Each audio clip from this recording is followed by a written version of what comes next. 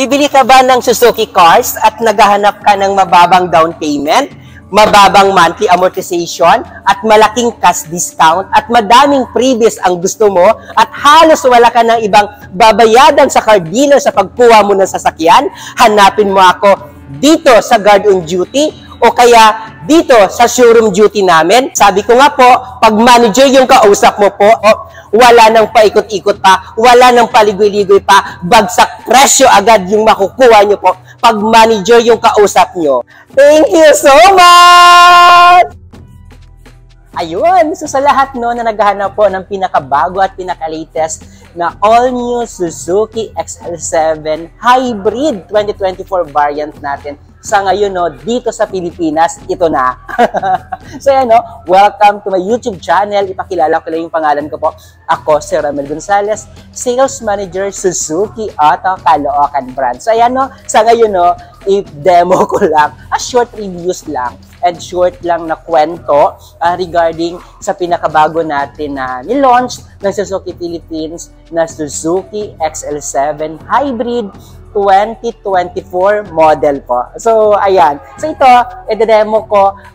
Ayan, no? Sabi ko nga po, Suzuki XL7 natin, isa po sa mabili at mabenta ngayon dito po sa car selling po dito sa Pilipinas po. Sa car industry po sa Pilipinas, hot topic po siya ngayon. At talagang madami talagang nagtatanong, madami talagang bumibili po. Okay? Sa ngayon po guys, no, yung Suzuki XL7 natin, meron po tayong dalawang variant. Suzuki XL7 Hybrid na monotone, saka Suzuki XL Hybrid na two-tone po. Yung i-demo ko sa inyo ngayon po ay Suzuki XL7 natin na monotone po. Pag sinabi natin monotone, single color. Okay? So, ayan. So, ayan o. Same naman din po. Suzuki XL7 natin na hybrid, pinagbago lang naman po yung sa grill yan naman sa harap. So, pag napansin nyo po, ito, ayan po yung pinakabago natin. And yes, of course, same pa din po sa dati din natin na mga ano, no. Ito lang, yung harap niya lang po yung pinagbago natin ng konti. And ito po, naka-multi-reflector pa din yung ilaw. And yes, of course po, naka-pag-lamps pa din po siya. And yan, tingnan natin po, no. Yung gulong niya, ito. Yung gulong niya po, same pa din po. Naka-ano pa din tayo, no? Ito pa din yung gulong natin po. Naka-16 po yung rim. And pansin nyo po, the same din sa dati natin na gulong na ginagamit na talagang naka-two-tone, black and silver po yung ano niya po. Ang kagandahan po guys, no, sa Suzuki XL7 natin sa lahat ng mga bago pa lang po, no, na para magka-idea lang tayo, Suzuki XL7 natin, isa po sa magandang bilhin kasi po, no, napakataas po yung ground clearance ng Suzuki XL7 natin. So, ibig sabihin, kahit po guys, no, mabaha or ilang dangkal po kataas. So, alam naman natin, no, na dito sa Pilipinas talaga, dito sa atin kasi mabaha. And palagi po, hindi natin alam yung ulan. So, ang kagandahan po, napakalalim, napakataas po ng ground clearance siya. So, kahit mataas po or malalim po madadaanan natin po ng mga lubak or baha man, makakaano tayo, makakaahon, pag-passable po yung sasakyan natin. And isa pa po kagandahan po, no, pang ilalim natin po, naka-factory rust roofing. So, ibig sabihin po, naka-factory rust roofing na din po yung Suzuki XL7 natin. Lahat naman ng variant namin ng Suzuki, parts natin po, naka-factory rust roofing po, ibig sabihin po, hindi mo na kailangan pa mag-additional. So, kung gusto mo i-additional, wala naman din problema. Pero, naka-factory rust roofing na yan para po maalagaan po yung pang-ilalim natin po ng sasakyan natin po. And ito ba po guys, no, Suzuki XL7 natin, pag nakita mo dito sa side mirror niya po, mayroon na din dito po side turning light natin. So, okay? So, tignan natin yung loob. Yung loob po ng Suzuki XL7, kung ano ba yung mayroon sa loob po. So, tignan natin, no, yung loob po, kung anong mayroon siya ngayon. So, ito guys, no, pansin natin, ito po yung loob. Ito po yung loob ng Suzuki XL7 natin. So, pag napansin nyo po, Suzuki XL7 natin po, malaki na din po, no, yung touchscreen monitor natin. 10 inches po ito, yung touchscreen monitor po, sa Suzuki XL7 natin na hybrid po. And yung pinagbago niya din po dito sa dati, dito po sa ano po, no, sa may dashboard, maganda na din po yung dashboard natin, pinaganda siya lalo nang nilagyan po ng silver accent dito sa harap. So, ito na. Isa lang po, dalawang variant po yung Suzuki XL7 natin. And yung XL7 natin po, na hybrid, dalawang variant, monotone sa two-tone. Wala pong manual, automatic po lahat yung XL7 natin. So, pag napansin nyo po, no, ito nga po, sasabi ko nga po, yung XL7 natin, dalawang klase, monotone sa two-tone, may kanya-kanya silang color. Sa monotone po, yung available color natin po, ito po is gray. Meron gray color, meron po tayo khaki color, saka white color po. Yung available po sa Suzuki XL7 natin na hybrid na monotone po. Sa Toto naman po, cream white, saka po available po is orange po. Yung difference lang naman po noon na pag sinabi mo pong Toto, may black lang po sa taas. Okay? Yun yung kaibahanan po ng ng variant natin sa Suzuki natin na XL7 hybrid natin. And just of course, sabi ko nga po, dual airbags pa din, may mga lagayan pa din tayo doon ng mga bottle holder na pwede natin. And pag nakita niyo guys, no, yung sa side niya po, sobrang magaganda na din po kasi sa silver accent na nilagay po. So check natin yung check natin yung third row, kung po yung sa second row natin pala, no, check natin kung kung passable po ba na yung mga 6-footer, kung medyo mataas po ba yung niya, yung sa headroom, saka sa legroom. Check natin yung second row natin po. So ito guys, nasasabi ko nga, dito sa may dito sa may Suzuki XL7 natin, isa sa pinaka pwede natin maipagmalaki talaga sa lahat ng mga buyers natin, na sabi ko, pagkatulad ko lang, kaliit, or hindi naman ganun kalakihan, pwede dito 4. Pwede dito 7-seaters. Pagpansin nyo, pwede dito 7-seaters po. Na pwede dito 4. Kasi ito kasi, talaga siya, 2, 3, saka 3. So, ibig sabihin, 7-seaters po, kasama po yung,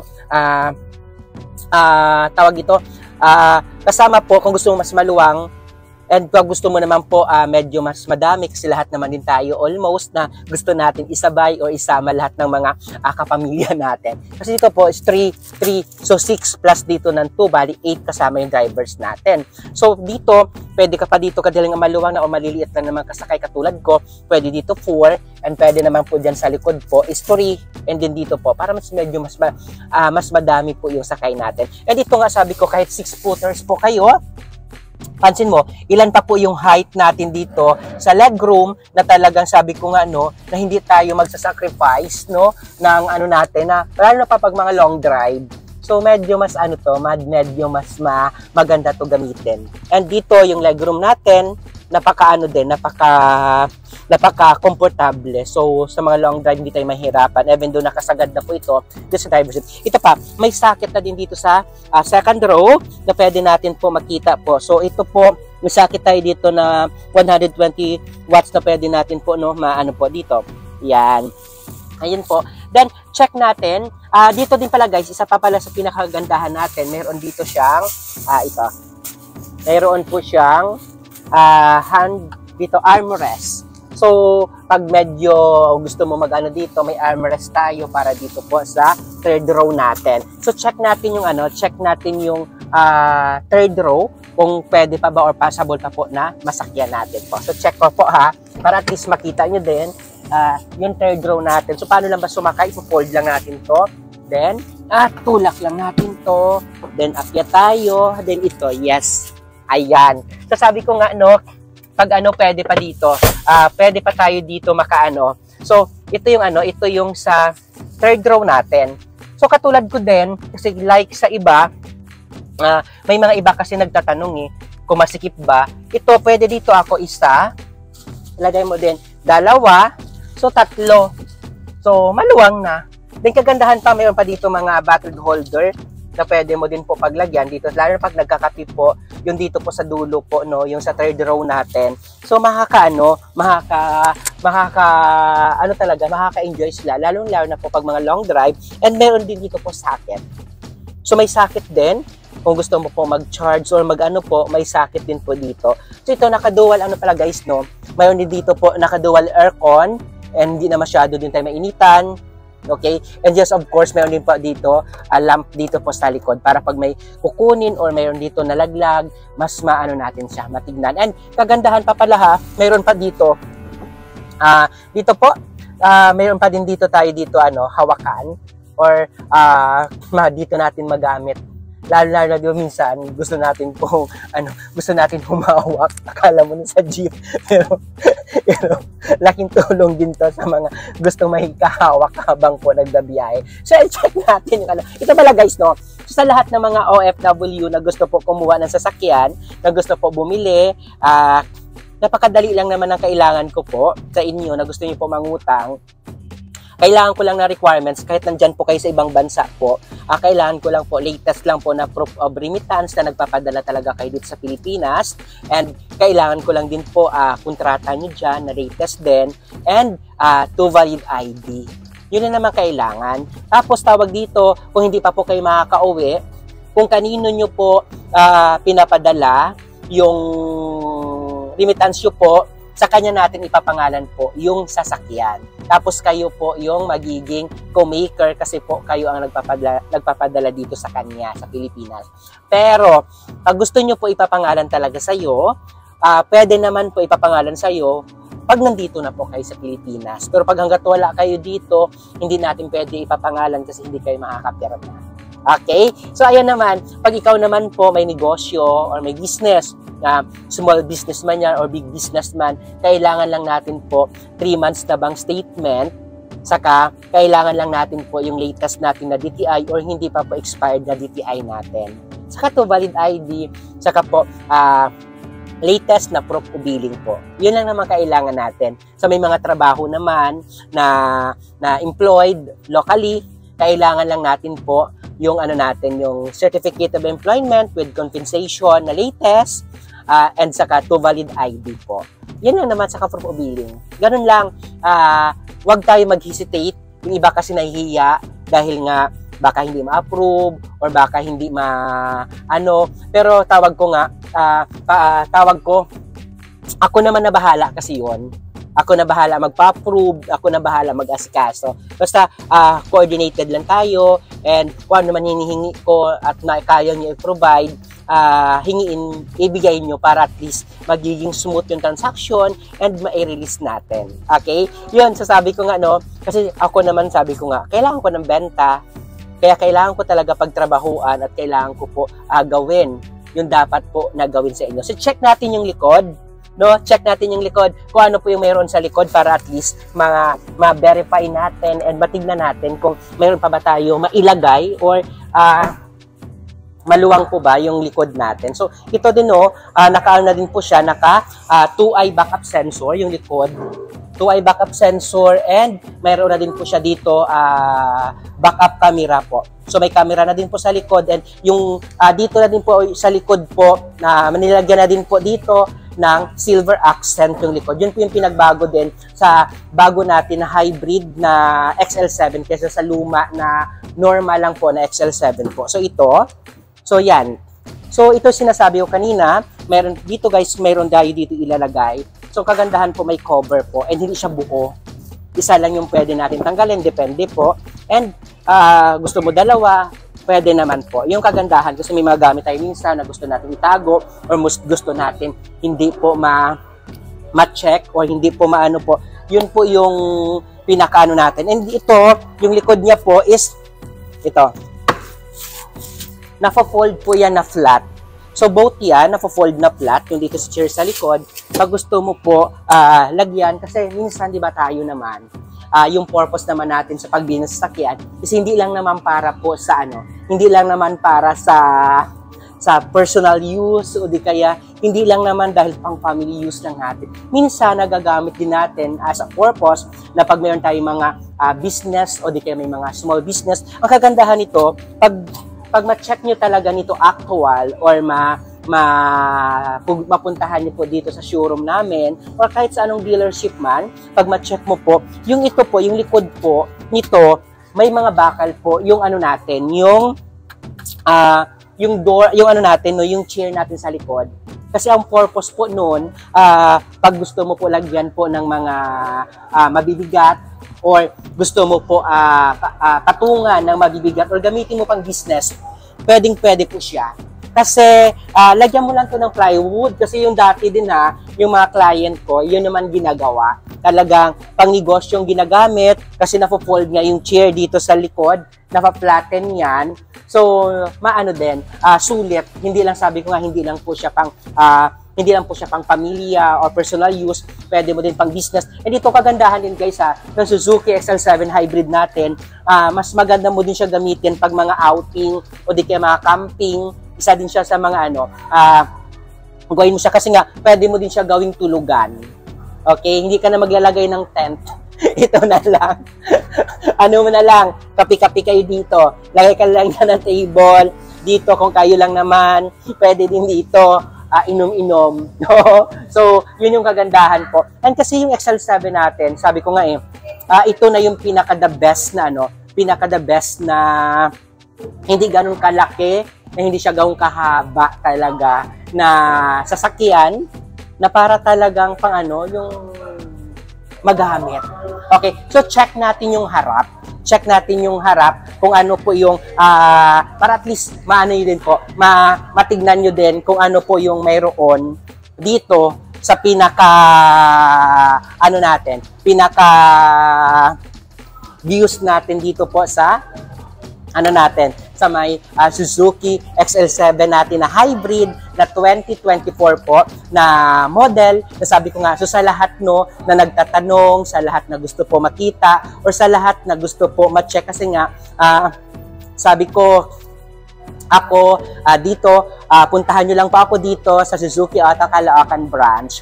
Ako po si Ramel Gonzales, sales manager dito for almost 16 years. So sabi ko nga, pag manager yung kausap nyo po, wala nang paikot-ikot pa, wala na po paligoy-ligoy pa, bagsak presyo agad yung kaya natin ibigay. Kasi malalaki din po yung discounted na pwede natin maibigay po sa Suzuki XL7 Hybrid na pwede nyo po ma-avail. And may mga low down payment din tayo, mapaano ka man, mapaprobinsya ka man, or dito kay sa Metro Manila po, kaya natin maibigay sa inyo yung pinaka-the best na offer na ma-provide po. And ako naman sabi ko nga, kailangan ko ng benta, kaya kailangan ko ipanalo, at kailangan ko mabigyan kayo ng unit. Okay? Ganun lang naman po. Ganun lang naman kadali, Ganun lang kasimple. Puntahan nyo lang po ako dito sa Suzuki Auto Caloocan branch na ayusin natin, pagtrabahuan natin, i-release at bibigay natin lahat ng gusto nyo po. Ulitin ko, Suzuki XL7 po na hybrid na 2024 model po. Dalawa po yung klase nun. Una-una po, ito pong dinademo ko po ay Suzuki XL7 na monotone. And pangalawa po, Suzuki XL7 po na two-tone po. Okay? Bawat po yan. Yung available color sa monotone po natin po, ito po is gray, khaki color, saka white color. Sa Toto naman, yung available color po noon is orange po, saka cream white po. Yung available color natin sa Toto po. Ano na naman, mura lang naman yung prices. Okay? So, ayan. So, yung iba nagtatanong, sabi nila kung yung Suzuki XL7 hybrid ba, kasama po ba sa coding? Ngayon, exempted po ba? Hindi po siya kasama po sa exempted yung coding natin sa sa hybrid na XL7 dahil po yung XL7 naman natin po hindi po siya poly electrical po yung gamit po. Semi-hybrid lang po yung XL7 natin. Baka yung iba naman nagtanong, bakit yung yung Ertiga nakapasa at legit na ngayon na yung Ertiga natin guys. Kung may alam lang kayo, Ertiga natin po na exempted na po talaga sa coding po dito sa Pilipinas po. Okay? Except sa Makati. Pero dito po, exempted po sa EDSA po. Okay? Ito ng XL7 hindi na po inaprubahan ng LTO. Ito lang hindi nila inaprubahan. Pero yung Ertiga po inaprubahan. Kaya hindi siya po kasama yung XL7 natin. Ganun lang. Gano'n lang po kasimple. Basta po, sa lahat na gusto po bumili, sa lahat na gusto po kumuha, wag po kayo mahiya. Tawagan or i-update po ako para at least kahit paano po, makita nyo po, puntahan nyo lang ako, kausap tayo, tulungan tayo. Okay? Pakilala ko lang ulit pangalan ko po, Ako si Ramel Gonzales po, Suzuki Sales Manager dito sa Caloocan. Ayan, may number naman po ako sa monitor nyo na pwede nyo po ako matawagan. 24/7 po tayo updated or 24/7 po ako responsive sa inyo po. Ipakita ko lang po kung anong actual para at least i-demo ko lang sa inyo po. Ipaikot ko lang yung camera po.